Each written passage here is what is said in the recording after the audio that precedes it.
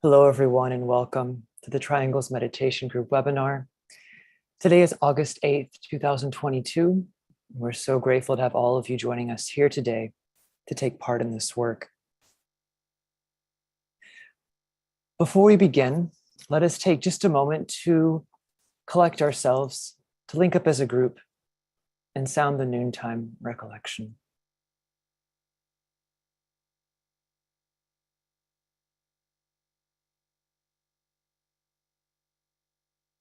We know, O Lord of life and love, about the need.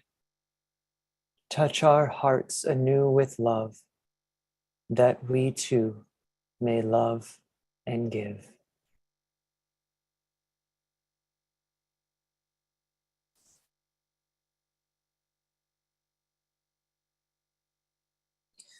Once again, welcome to everyone, new and returning. I'm sure we have several new people joining us here each week. The purpose of this webinar, with that in mind, is twofold. We meet here to introduce new people to the work of triangles and to aid them in the forming of triangles, and also to create a platform where those who are already members of triangles, maybe have been doing it for many years, can come together and to participate in a meditative visualization in support of the work. Whether you're new or a longtime member of triangles and you'd like to form a triangle today, please go ahead and you can put your interest into the chat box, and we'll try to connect you with two other people in the chat, hopefully who are also looking for a triangle, and we can create new triangles each week. Of course, if there aren't three people, sometimes people write into us separately, and we can connect you that way. So please do put your interest in the chat if you'd like to form a triangle. For those of you who are new, it may help to know that what triangles is. Triangles is a very simple visualization technique which uses the power of thought and prayer to uplift and ultimately transform consciousness, human consciousness. The work of triangles involves visualizing a line of lighted, loving communication between three people, and also agreeing to vivify that triangular link each day. Essentially, three people linked together as a triangle of light, and then they visualize that triangle within a planetary network of triangles composed of individuals all throughout the world. And as this network is visualized, the great invocation is then sounded in order to release and circulate spiritual energies throughout the etheric network and into the consciousness of all humanity. This, of course, need only take a few minutes each day and can be fit into even the busiest of schedules. Triangles do not need to be done at the same time as your partners. Rather, linking up at any time which is convenient helps you to strengthen and vivify this triangle which exists in consciousness all the time. We will have joining us today a special guest, Catherine Cruz. Catherine is a student of the Ageless Wisdom as given out in the Alice Bailey writings and in the Abrahamic wisdom traditions. She's going to be speaking with us today about right human relations in a time of rending.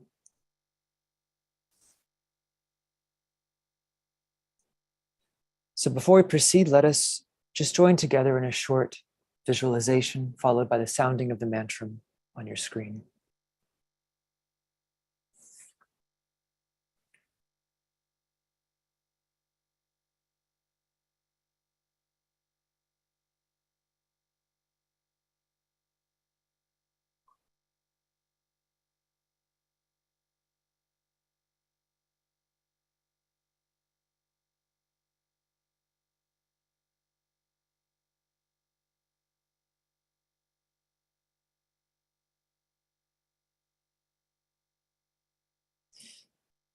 Visualize the planet as a sphere of lighted energy.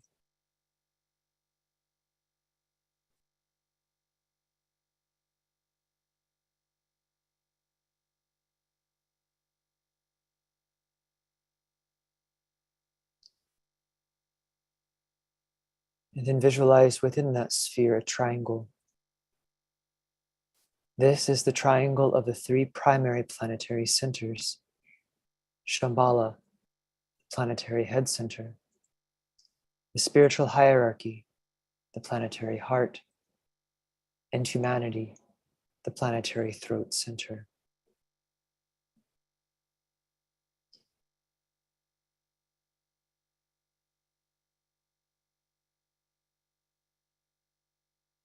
Visualize the circulation of energies flowing in all directions around the triangle, from point to point, merging and blending the 3 points and filling the triangle with light.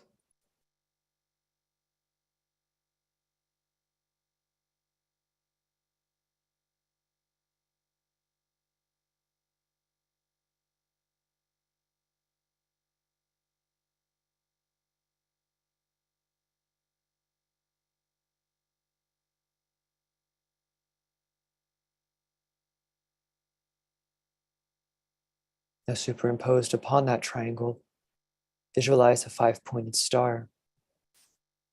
This is the star of the world teacher, linking east and west, past and future, radiating the energy of love wisdom.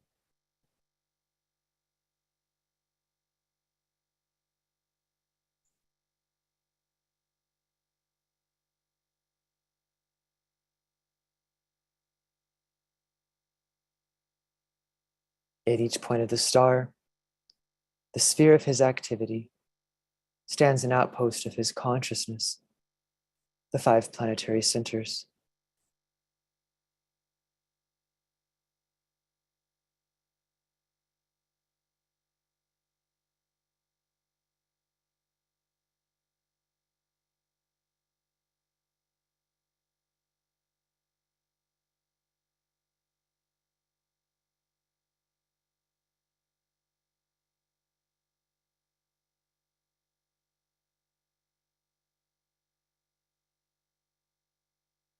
Visualize energies radiating forth from the center and through the 5 points of the planetary star. London, Darjeeling, New York, Geneva, and Tokyo. Visualize these outpouring energies, enlivening small groups gathering everywhere, aiding them to focus and direct the energies into the consciousness of all humanity.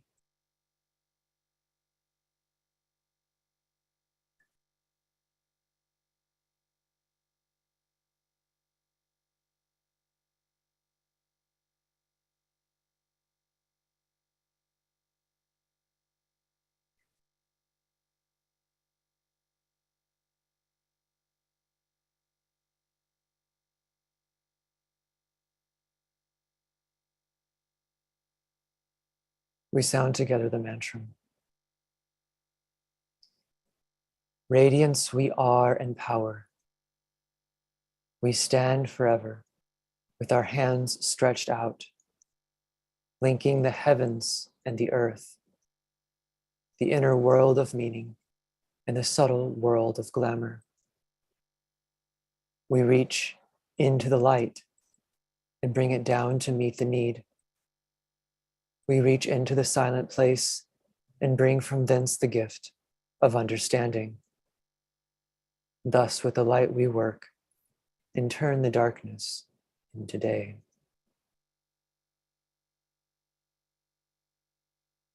Oh.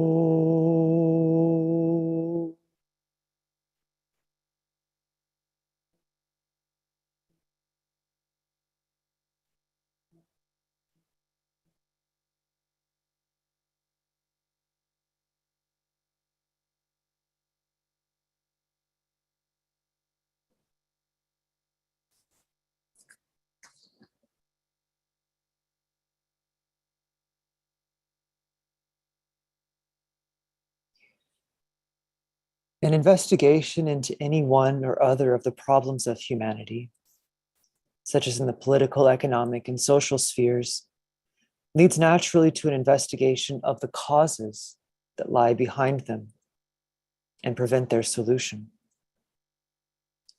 Upon investigation, one finds historical injustices, contemporary ignorance, unmeasured reactionism, and at every turn, the psychological tendency to separate the other from oneself or group.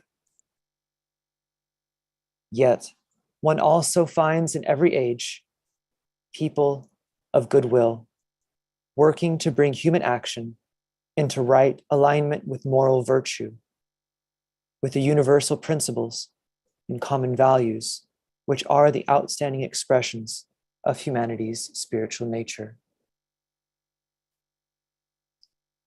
Humanity has a spiritual destiny, as do all things in nature.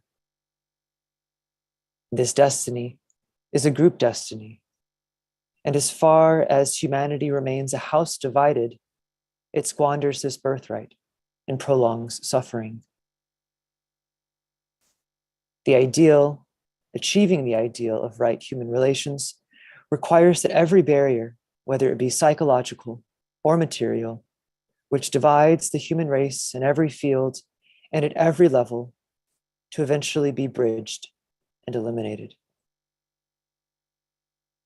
Once established, these bonds of relationship between every man and woman, every group and nation across the globe will flourish.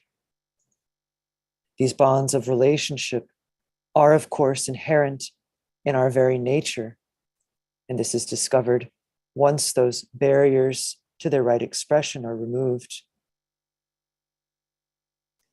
These bonds of relationship are rooted in our common humanity, which is itself based on a shared spiritual nature and a common purpose.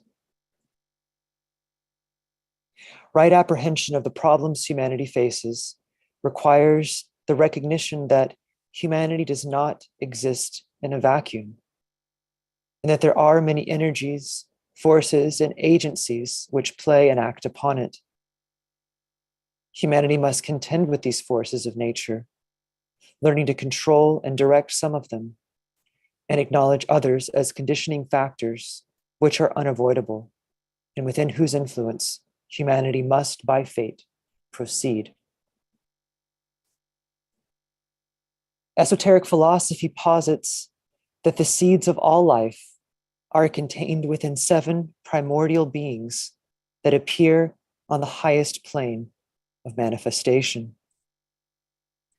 They are the highest cognizable emanations of the one unknowable all, which in esoteric philosophy is nameless, ever concealed and unmanifested. These 7 are known by many names: the 7 sons of Manvantaric dawn, the 7 logoi or builders, and the 7 angels of the presence being some of the most common. These primordial beings are the 7 rays of life, the 7 archetypal energies of all things. They permeate every plane of cosmos, every solar system, planet, constellation, each sentient being, and even groups such as nations and kingdoms in nature.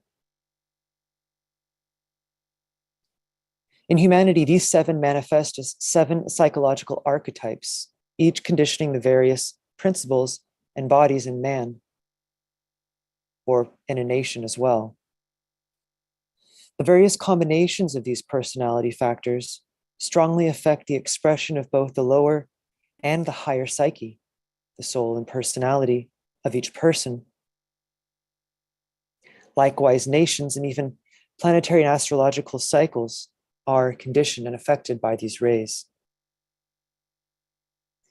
Today, the 6th ray of abstract idealism and devotion is waning in influence, moving out of incarnation, while the 7th ray of order and ceremonial magic is coming in. This creates a planetary environment wherein the energy conditioning the past 2,000 years of human history is crystallizing old habits and ways of thinking. And at the same time, incoming energies are rapidly causing a stimulation of new ideas, methodologies, and paradigms.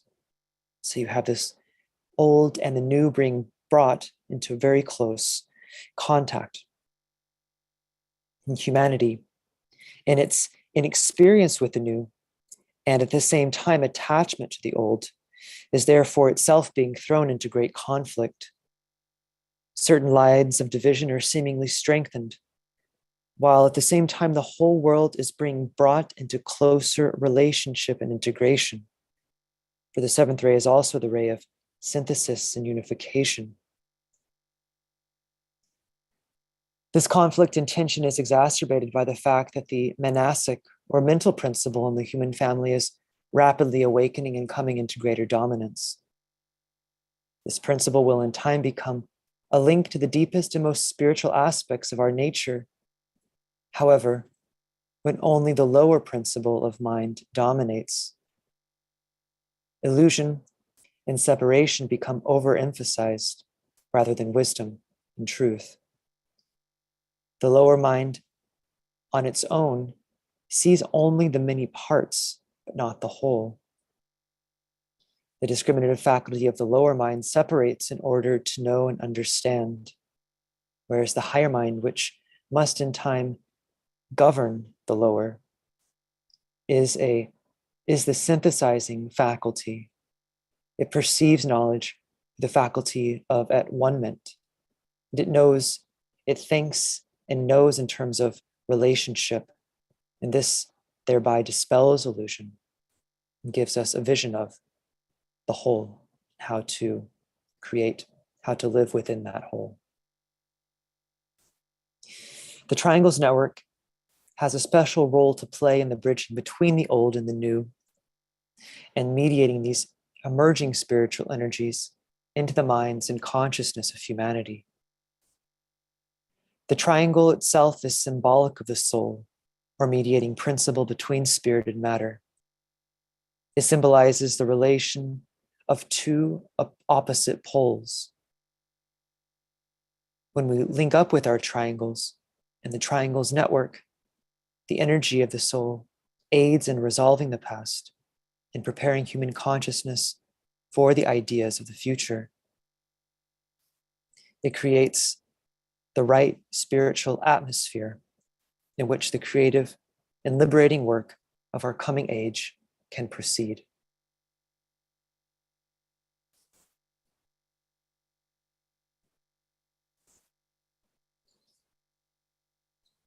Let us now proceed with our meditation.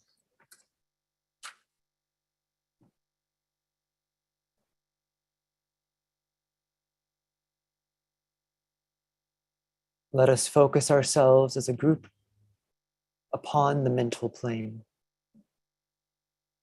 As we do so, we link in thought as a soul, as a point of love and light within all those people throughout the world who are working with this Triangles meditation group.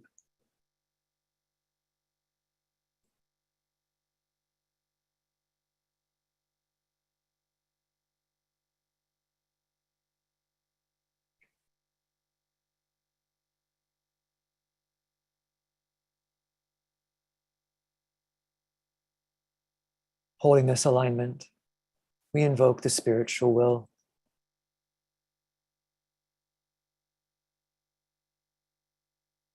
In the center of the will of God, I stand. Naught shall deflect my will from His. I implement that will by love. I turn towards the field of service. I, the triangle divine, work out that will within the square and serve my fellow men.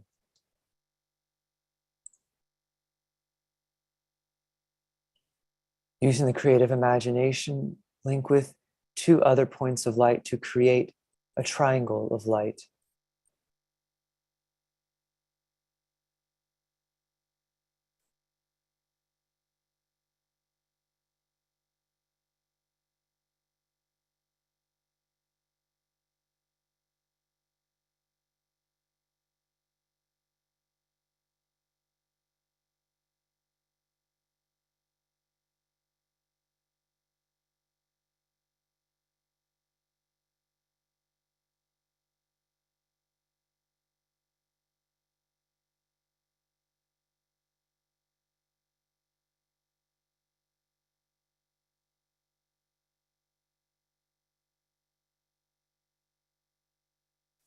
Visualize the triangle in which you are working as an essential part of the radiant worldwide triangles network.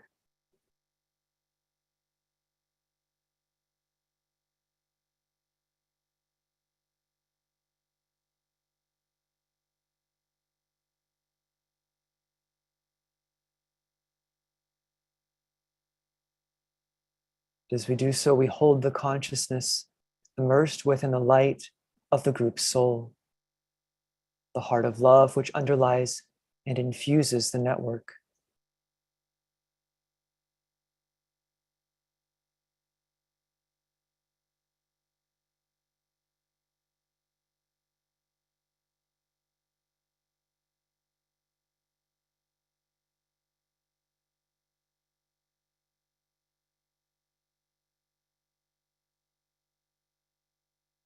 And we lift our consciousness now even higher to the world teacher, who stands as the very heart of love at the center of the spiritual hierarchy, and also at the center, at the heart of each triangle.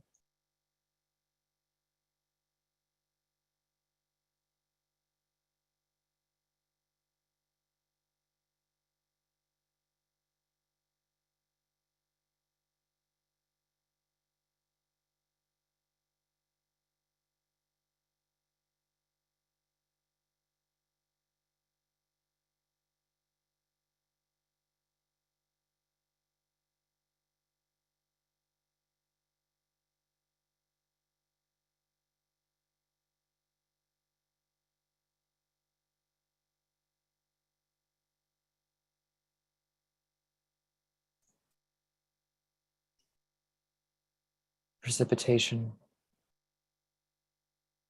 Visualize the energies of love, light, and goodwill circulating in and around the triangle's network.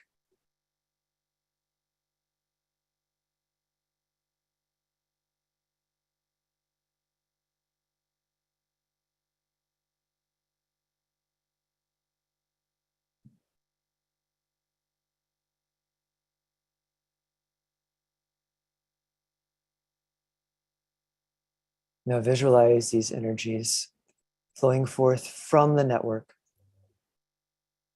into humanity, unifying and eliminating all divisions, healing and transforming human consciousness, and establishing right relationship.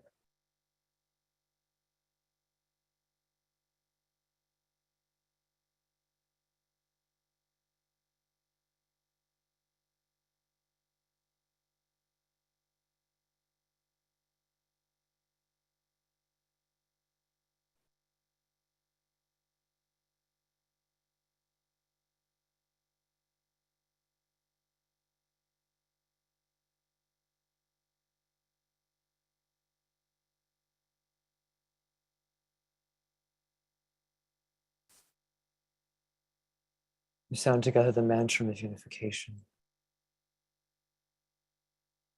The sons of men are one, and I am one with them. I seek to love, not hate. I seek to serve and not exact due service. I seek to heal, not hurt. Let pain bring due reward of light and love. Let the soul control the outer form and life and all events, and bring to light the love that underlies the happenings of the time. Let vision come and insight. Let the future stand revealed. Let inner union demonstrate and outer cleavages be gone. Let love prevail. Let all people love.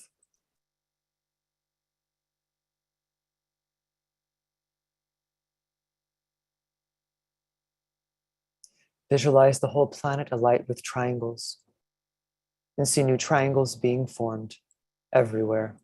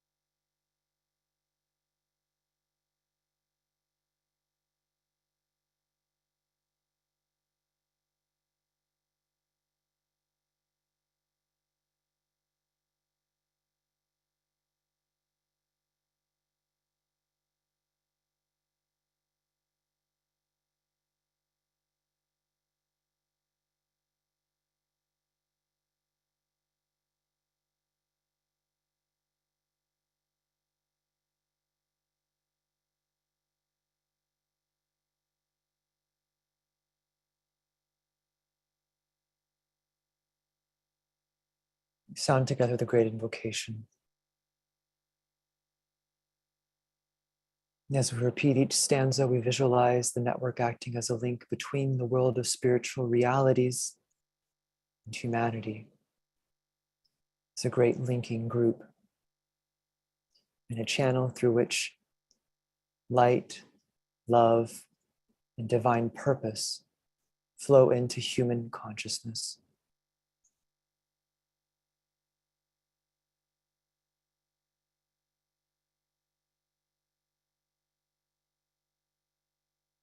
From the point of light within the mind of God, let light stream forth into human minds.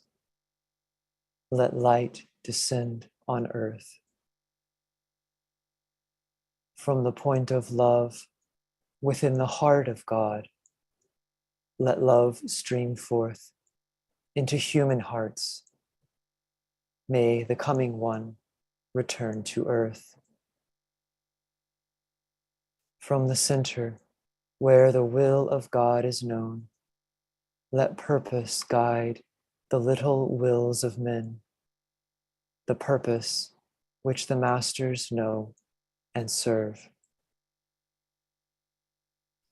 From the center, which we call the human race, let the plan of love and light work out, and may it seal the door where evil dwells.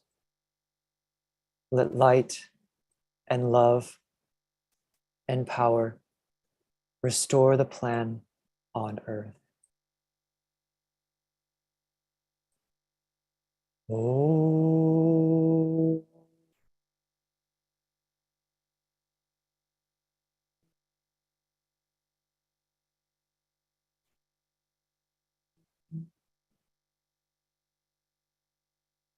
Oh.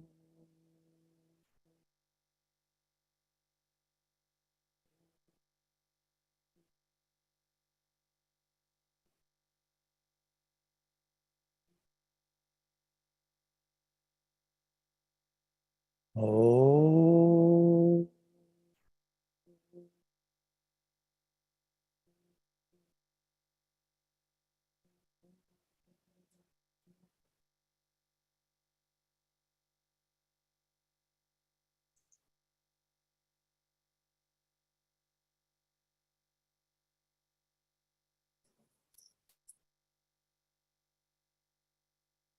Thank you, everybody.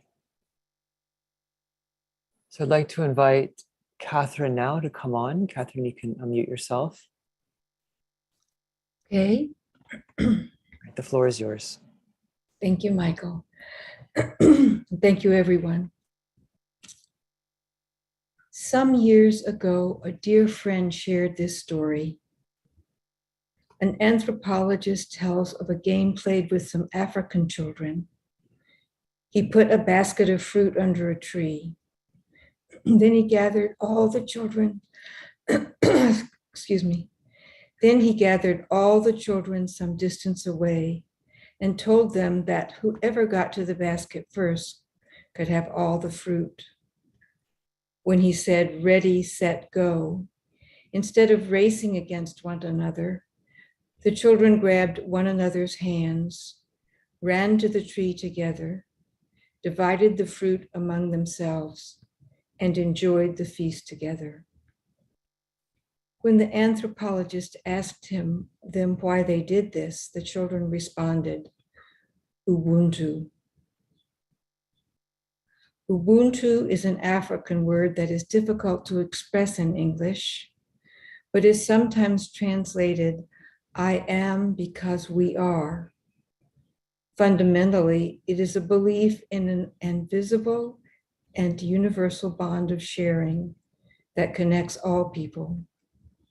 We become ourselves by sharing ourselves in community. As students of the ageless wisdom, we understand this as group consciousness, the soul's expression in our daily lives. This we experience as love, linking between personality consciousness of separateness and spiritual consciousness of the whole. Recognition of this universal bond of sharing that connects all people is at the heart of right human relations, so essential to the work we have given ourselves to.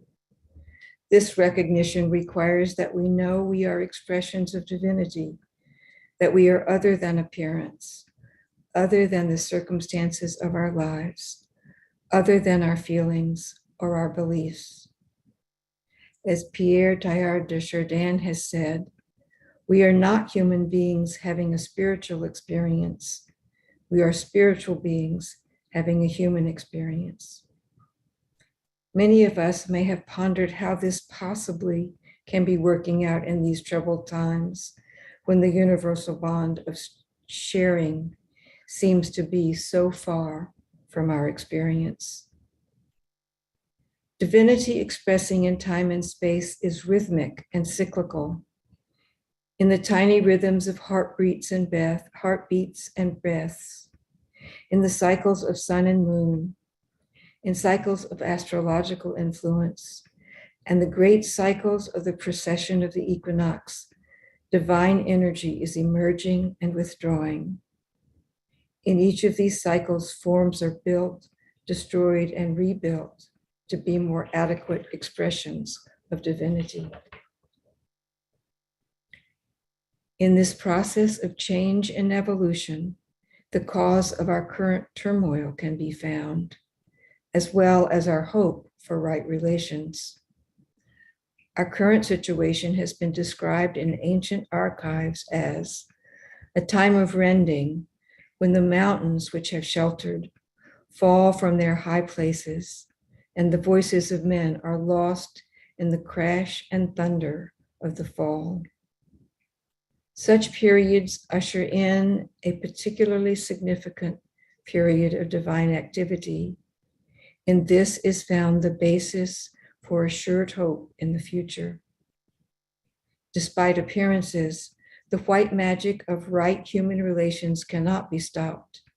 It must inevitably demonstrate effectively because the energy of the seventh ray is present. Last month, we had a wonderful presentation on the cycles of divine rays, expression of divine purpose. Rays going out of and coming into manifestation cause great fluctuations in the energies being experienced by humanity. Currently, the sixth ray of idealism and devotion is slowly passing out, and the seventh ray of ceremonial order is coming into manifestation. The great potency of these two rays is so equally balanced that we see a seeming inability for our human differences to be resolved. Forms built to express sixth ray energies are no longer adequate and must eventually give way to new forms being built to express seventh ray energies, but the transition is not easy. The idealism of the sixth ray focused in individual service and sacrifice. The inclusivity of the seventh ray brings in the concept of group service and sacrifice, given within the group to the group ideal. For this, we must learn to work with right motive, mental control, and brotherly love. All of these express as harmlessness, that positive attitude of mind that thinks no evil and harms nothing, the most potent force in the world today. As human beings, we struggle with the current chaos at the level of form, yet it is the level of energy that causes are found. This is, of course, not assigning blame, but is recognizing the effects of divine energy working out through changing forms. At this level, the relationship between the sixth and seventh rays is harmonious, for the sixth ray has fostered the divine vision, and the seventh will materialize it. From the form side, this works out in great revolutions, gigantic cataclysms, and fundamental upheavals in politics, religion, and education.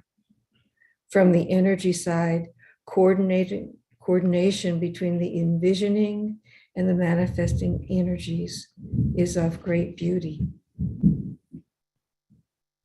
It is important to remember that destruction is an aspect of the first ray of spirit and truly beneficent, corresponding to the law of sacrifice at the level of soul. In the relation between the immediate past and the immediate future is the working out of the plan. Perhaps our recognition of the beauty of this plan we will find our way beyond the emotional turmoil currently so prevalent. One of the effects of the seventh ray is to establish in a new and intelligible way the ever-existent sense of relationship, and thus bring about on the physical plane right human relations. The agent of this is goodwill, a reflection of the will to good of the first divine aspect. Of this first ray of will or purpose, goodwill is the reflection.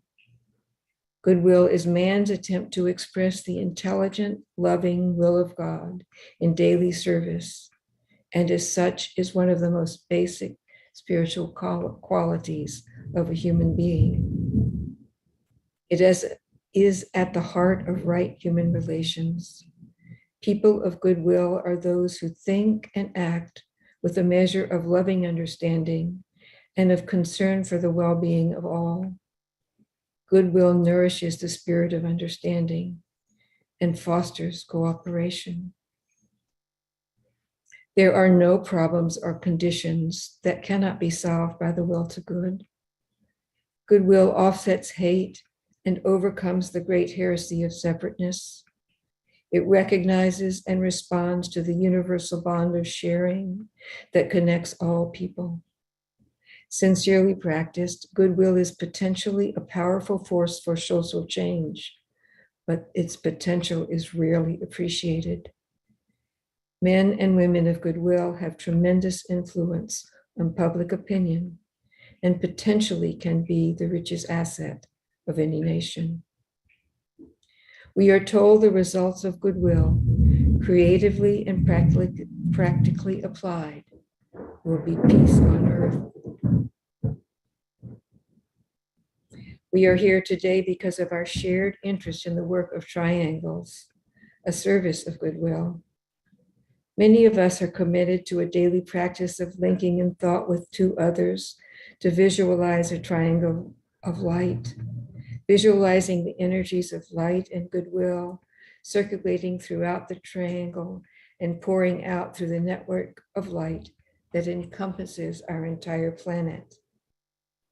This visualization engages the creative imagination, linking divine purpose and form, helping establish right human relations, spreading goodwill, and transforming the mental and spiritual climate of our planet. We then repeat the great invocation, which forms a channel for the downpouring of light and love into the consciousness of humanity. Our divine planetary center, humanity, has an essential contribution to make to the transforming of human consciousness in this heart-rending time of transition. At the heart of our contribution is the work of establishing right human relations. At the heart of this work is goodwill. Although we work as individuals, we are linked with each other as the children in the story are, running as one to reach the fruit. As we make our way through the many challenges, we are not without guidance from our studies, from our group, from our souls. The mantra of unification may also serve as a guide to that which we may affirm, that which we may accomplish, and that which we may invoke. So even though we've already said it once today, let us sound together the mantra of unification.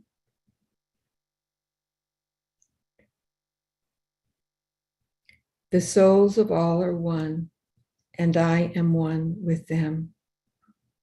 I seek to love, not hate. I seek to serve and not exact due service. I seek to heal, not hurt. Let pain bring due reward of light and love. Let the soul control the outer form and life and all events, and bring to light the love that underlies the happenings of the time. Let vision come in insight. Let the future stand revealed. Let inner union demonstrate and outer cleavages be gone. Let love prevail. Let all people love. Om.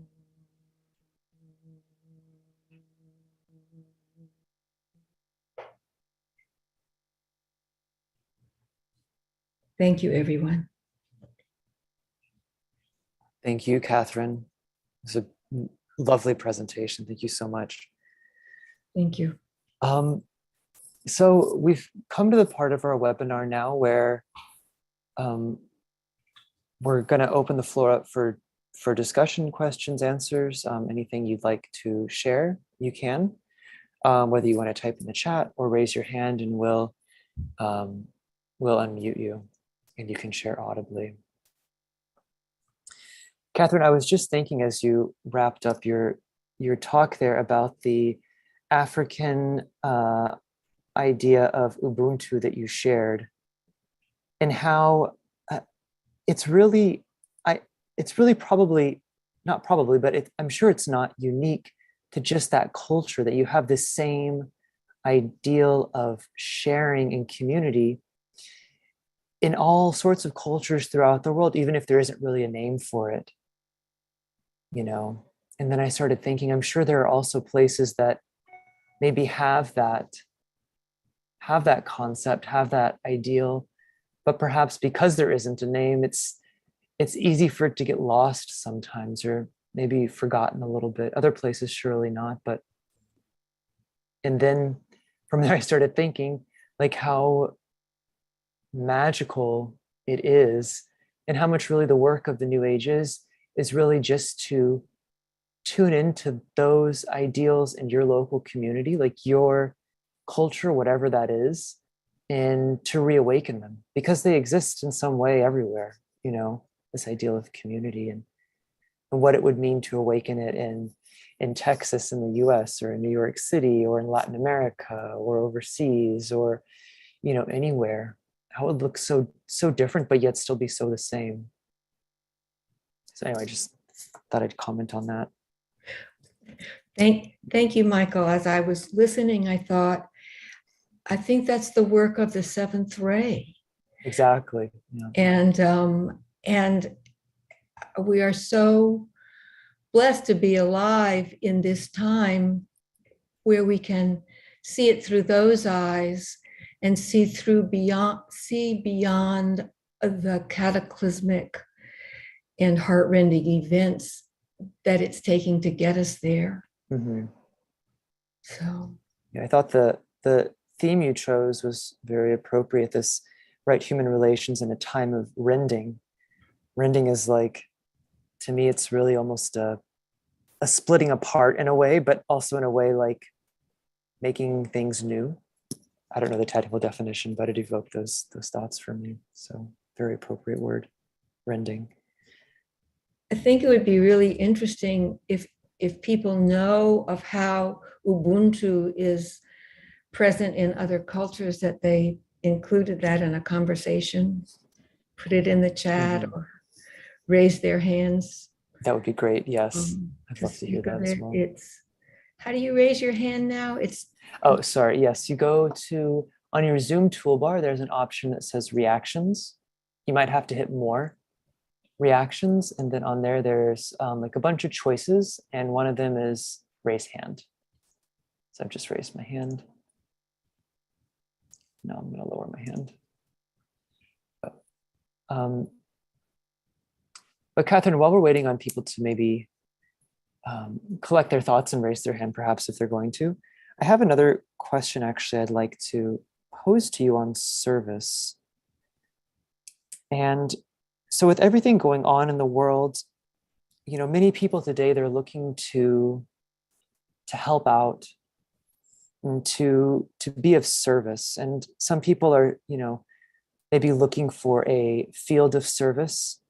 And many people who feel they've found their field of service may be looking to bring to it like just some more spiritual significance. And so I was wondering, keeping in mind that, the Tibetan defined service is a spontaneous outflow of a loving heart and an intelligent mind.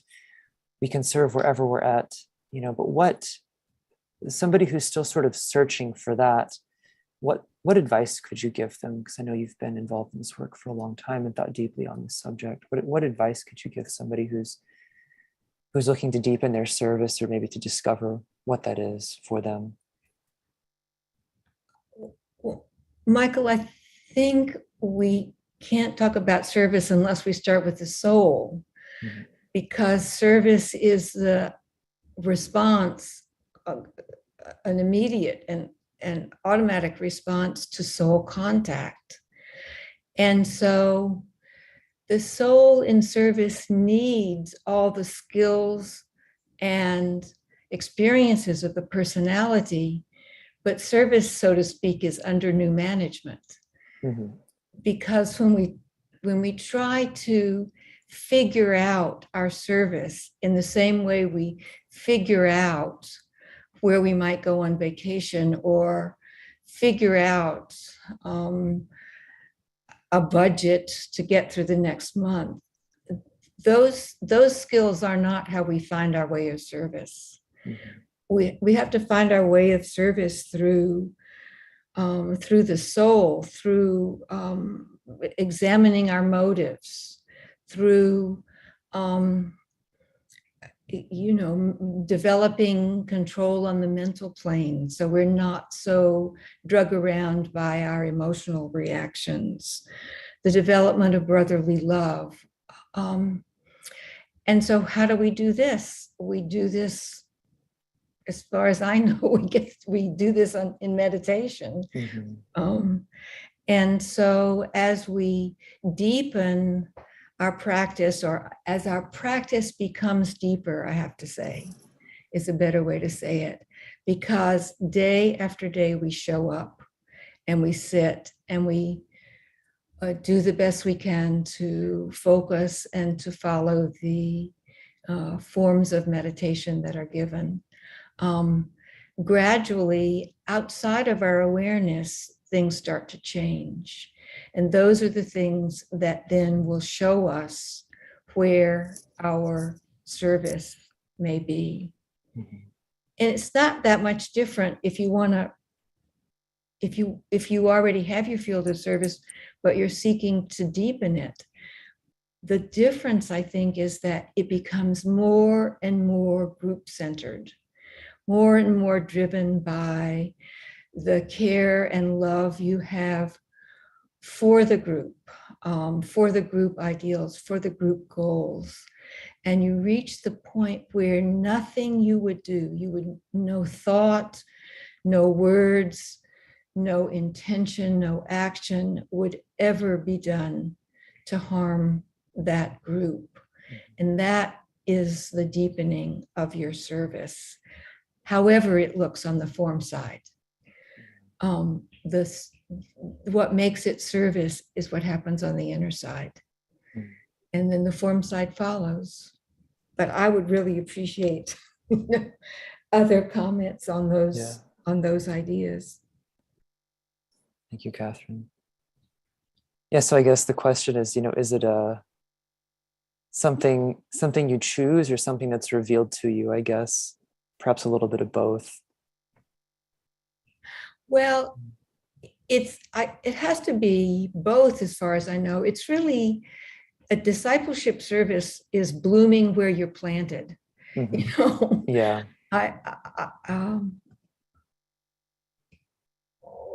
You expressed it very well. Sorry, you keep going. I didn't mean to interrupt you. No, that's all. There's a point maybe in our development where we imagine our service is going to be some great contribution to humanity. And there certainly are cycles of lives in which that personality is able to function in that way. But I would think for most of us, it's a matter of blooming where we planted, in our communities, in our families, in the actions of our daily lives, and then being surprised by what shows up. Thank you.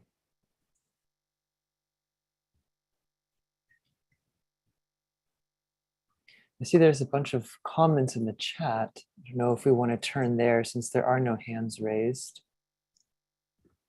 Just scrolling through. Catherine, if you want to scroll through, if you see anything interesting you want to bring up, anything to comment on or comments you'd like to read. Let's see.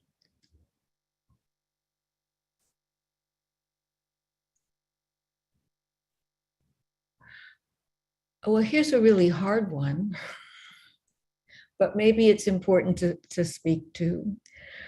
What are your thoughts on evil on the physical plane and the forces of materialism? Do you think that goodwill should inform our actions in opposing them? Do you think thoughts of love alone will solve all our problems in the face of these opposing forces? Or should we oppose them physically? I think, I have so little understanding of the depth of this topic, but I think that the idea that we have to address is the idea of separateness. And once we start to move into the idea of unification, a lot of these questions are resolved in completely different ways. So that if I approach a problem from the idea of separateness, then I'm thinking about how I have to make the other person change their mind or change their actions or change what they care about. But if I approach it from the idea of community or of unification, then we are all in the pot together. And I think maybe I've run out of how to explain it, other than it is the difference between saying to a child who comes in all messy and or angry about something, and you say, all right, get out of here. Or you say to that same child, would you like to start over? Can we start over again? Adam, does that make any sense? Yeah, it makes perfect sense. The idea of redemption, sort of, I guess, is what you're... Redemption is exactly... Yeah, the possibility of redemption. The possibility of redemption. Yeah. I mean, the whole topic of evil is a very difficult one to address because it's a very philosophical concept, and it sort of needs a very precise definition and understanding, because you say one thing's evil, well, what do you really mean by that? I think if people want to, some people I've known on the spiritual path, they have a strong, they feel a strong purpose, that's their sort of their purpose, to oppose evil, however they see it, and to maybe combat it in a way. And even people not on the spiritual path, of course, as well. And I think it's important to start with the evils in your own nature first. Because we all, unless we're of a very high grade nature, haven't resolved all those evils, all those parts of us that are not quite holy, not quite resolved, And I think that's the best place to start, because then we start to realize, maybe we see somebody of an ideology or taking part in something which we deem, to be allied with something that's evil, when in fact it's just our perception that's faulty, and we've named something as evil that in fact is just different. And in that case, the real danger is that the whole idea of naming what's evil becomes an act of othering. Uh-huh. And so the whole idea of combating evil, of putting yourself and something else on the other side, is an inherently separating and othering act. And so until we are of I think the right vision to make those judgments, and it's a very difficult judgment to make. You know, it can be very, very subtle and yet very profound, the difference between something that's just elusive or of glamour and something that's truly, you know, based in evil is not so straightforward. So, Right. warning. I wonder how much we mistake what really is glamored as much more pervasive. Mm-hmm. Yeah, and we should be very, I mean, one of the greatest spiritual authors of the last 200 years, Helena Blavatsky, you know, she said the right and left hand paths are separated by but a cobweb thread.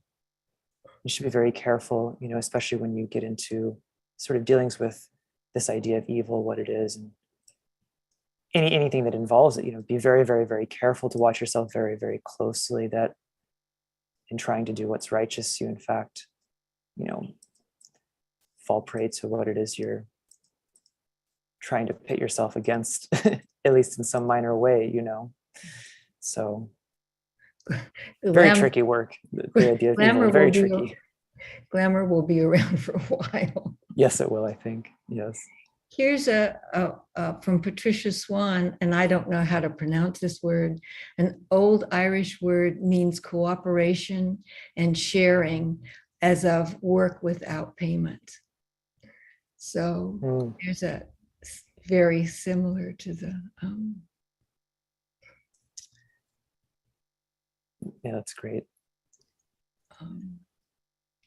We do have a hand raise. Sorry, I didn't mean to interrupt you, Catherine. No, that's all right. I'm just scrolling through here. Okay.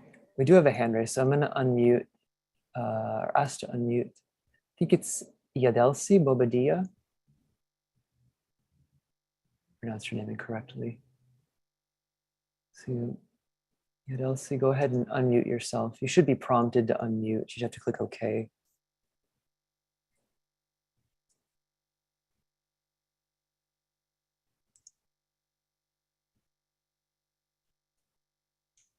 Looks like it's unmuting and then being remuted very quickly. Yadelsi, so I'm not sure. I'm just going to turn off the security feature, and you should be able now to unmute yourself naturally. Yadelsi, if you try one more time. It looks like it's not working, unfortunately. Perhaps you can type your comment in the chat.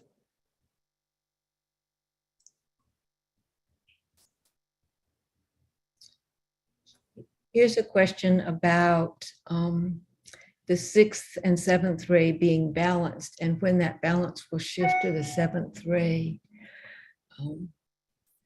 I don't know. I think we see it happening.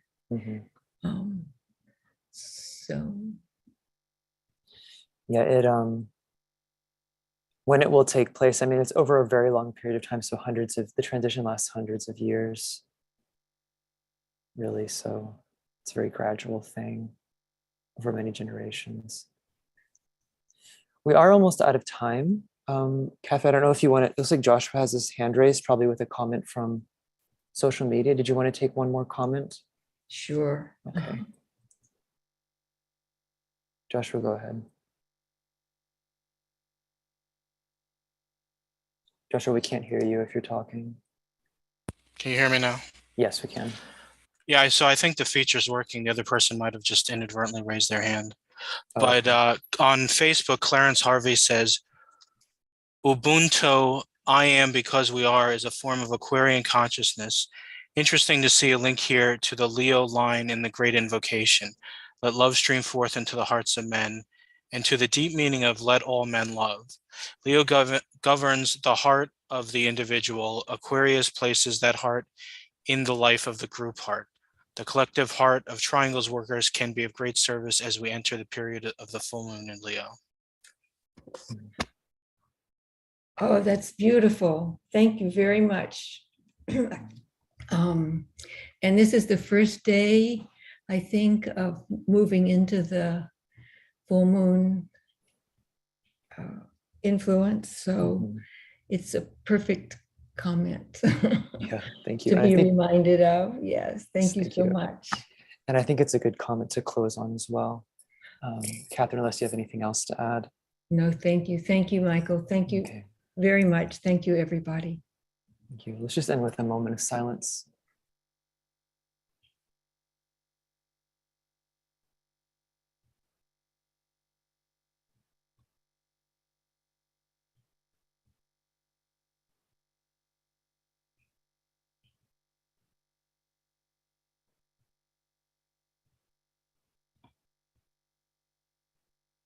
Thank you. We look forward to seeing all of you next week. Goodbye. Thank you.